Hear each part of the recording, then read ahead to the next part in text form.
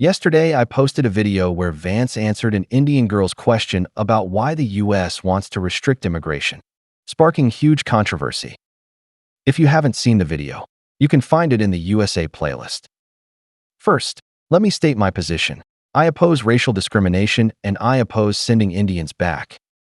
I have more than once mocked Vance as a hypocritical political clown who lacks the basic character of a statesman. He once called Trump America's Hitler. But for the vice presidential spot, he started flattering Trump. Such a person is a typical opportunist with no bottom line who will do anything extreme. This is why Trump appreciates him, because Trump is an even more unprincipled thug who needs a few good dogs. Vance and Rubio are his premium choices. On the immigration issue, I believe the U.S. does need to strictly control the number of immigrants to make America a community again. From a competition perspective, U.S. hegemony is indeed facing an unprecedented crisis. Many of Vance's views sound crude and barbaric, but in fact they are effective. It's just that the U.S. has been led by Democrats into a politically correct-oriented public opinion environment, and the same goes for all of Europe. The Western world has lost the possibility of rational discussion on topics. Even bastards like Trump and Vance dare not offend political correctness too much. So many of their views cannot be clearly stated, making them seem strange. But as a Chinese person, I am willing to take the risk to talk about the truth of immigration and the crisis in American society. Let's start with Indian immigrants. The questioning girl challenged Vance. You sold us the American dream, made us strive for it, and now you cruelly take everything away. Her tone was weak and trembling, as if she had suffered great grievance. But I must say, Americans have never sold the American dream to Indians. They never advertised in India saying America is fertile soil and hoping Indians come to the U.S. to build it. Indians think America is good with high living standards, high employment and welfare levels, so they try every means to flood into the U.S. Indians like to set up a false premise to discuss issues and occupy the moral high ground. When debating Indians, you must ruthlessly point out their lies, even if it violates political correctness. Immigrants flooding into the U.S. is not Americans using the American dream to scam immigrants, but immigrants using various means, including fraudulent ones, to enter the U.S. Their American dream is described by their compatriots and their country's media, and it has nothing to do with Americans. The American dream for Americans is targeted at native residents. Its general spirit is that through honest work and caring for family, you can live a happy life. It never includes foreigners. Of course, the U.S. is an immigrant country. America was seized by whites from the natives. After becoming powerful, to compete with opponents like the Soviet Union, it promoted politically correct slogans like freedom, democracy, equality, and human rights domestically, constantly amended laws to improve immigrant treatment, attracted global top talent, and indeed accepted many low-level foreigners, letting them live happy lives. But we must say, the essence of the American dream is Americans' honest work, family maintenance, and life improvement. Americans have never sold the American dream to Indians. I cannot say immigrants contribute nothing to American society. That would be wrong. Asians have provided momentum to the high-tech industry, especially East Asian immigrants represented by Chinese, who are the pillar of the U.S.'s current advantageous industries like chips and AI. Latinos contribute a lot of blue-collar labor, helping the U.S. control prices, reduce costs, and improve efficiency.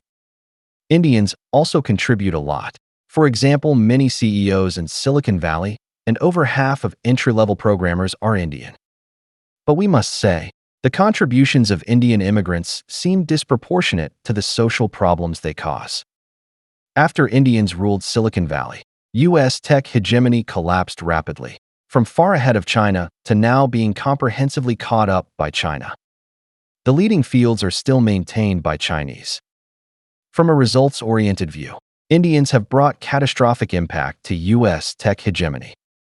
I must declare that I admire the contributions of outstanding Indian CEOs like Nadella and Pichai, But we cannot ignore the fact that the U.S. tech industry has been ruined by Indians.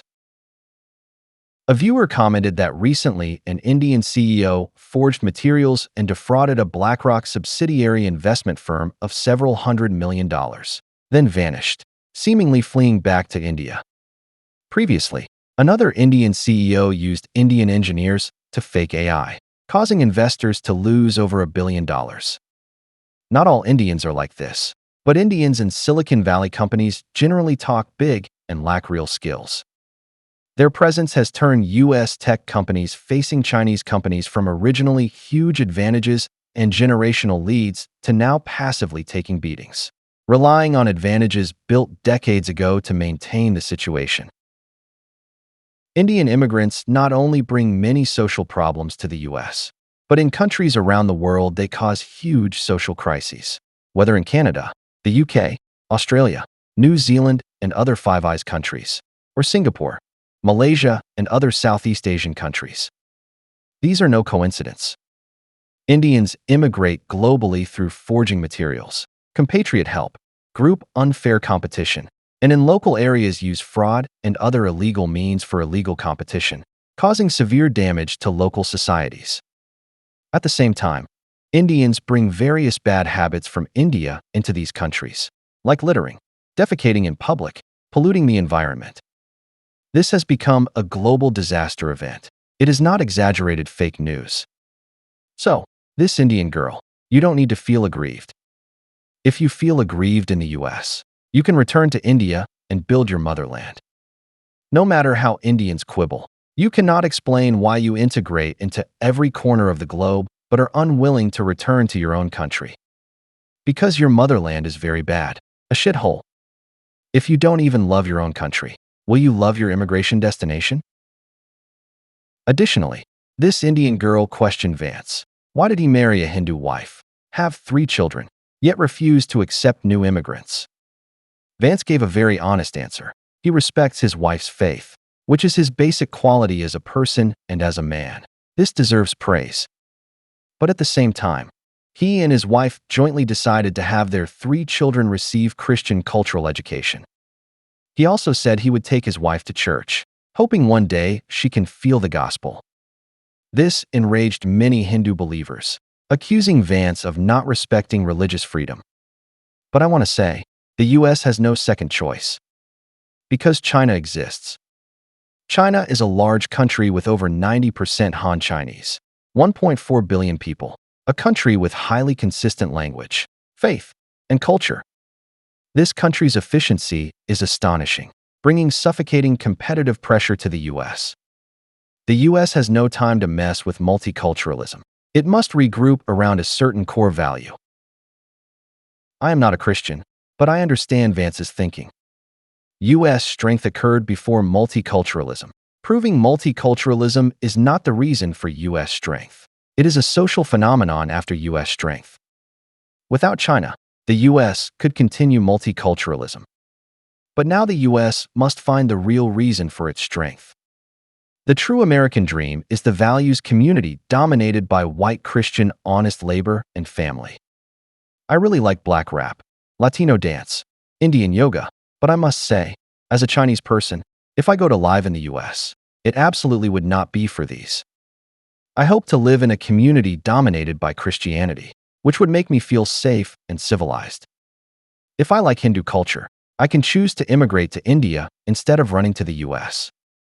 I want to ask those accusing Vance, you want to believe in Hinduism, why not go to India? There you have all the Hindu culture you like, plus the high priest Modi. What are you doing in the US? Vance taking his wife to church, hoping one day she feels the Lord's gospel. Is this wrong? Vance is not chaining his wife and forcing her to church.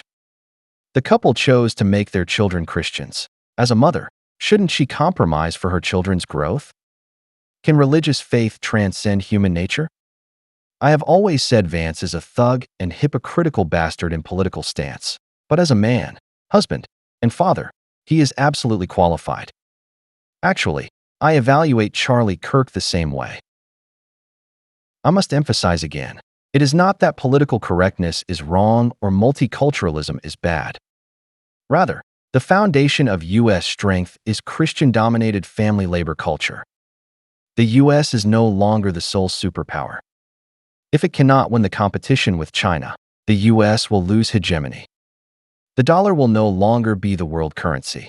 English may lose its status as the world's top language, and the American dream will become a gray memory. At that time, Indians can choose to flee the U.S. What about Americans? What will they do? The biggest problem with U.S. right-wingers like Vance and Charlie Kirk is that they cannot expose the long-term hypocritical mask of the U.S. This country was built on whites' bloody plunder of North American natives. From its founding, it had no justice. The U.S. long enslaved blacks, has the most shameful racial discrimination history in human history. It never grew strong relying on freedom and equality. The U.S. long starts wars around the world just to sell more weapons. U.S. prosperity is built on exploitation of allies and global developing countries. The dollar's world currency status was forced on the world by U.S. cannons. It was not other countries' voluntary choice. Of course, what truly gives the U.S. continuous strength is indeed white Christian culture. The freedom, democracy, equality, human rights slogans we hear every day are spiritual dog food the U.S. scatters to the world after becoming strong. They are the result of U.S. strength, not the cause. Now, facing China with over 1 billion people moving in highly uniform robot-like competition, the U.S. must return to its peak state, abandon political correctness, and reunite around Christian culture. Otherwise, tell me, how will the U.S. regroup? Around Hinduism? Finally, I want to say humans have no absolute equality. Can an ordinary person born in India be equal to one born in the US or China? Even born in China, can an ordinary person like me be equal to a high official's child? If you care about personal life, don't be rigid about religious faith. You want better life for yourself and children. Are you unwilling to pay with faith in Christianity? You are so devout. Why not stay in India? If you care about religious faith, Hinduism teaches practice and reincarnation. No need to rush changing life in this life. Suffer more. Next life, you may reincarnate into nobility or into the US. As a low-level person, don't always want all benefits. There is no such perfect life. If you want to defend faith, stay in India and let Hindu gods save your life. If you choose the US to pursue the American dream, integrate into the US and let God save you.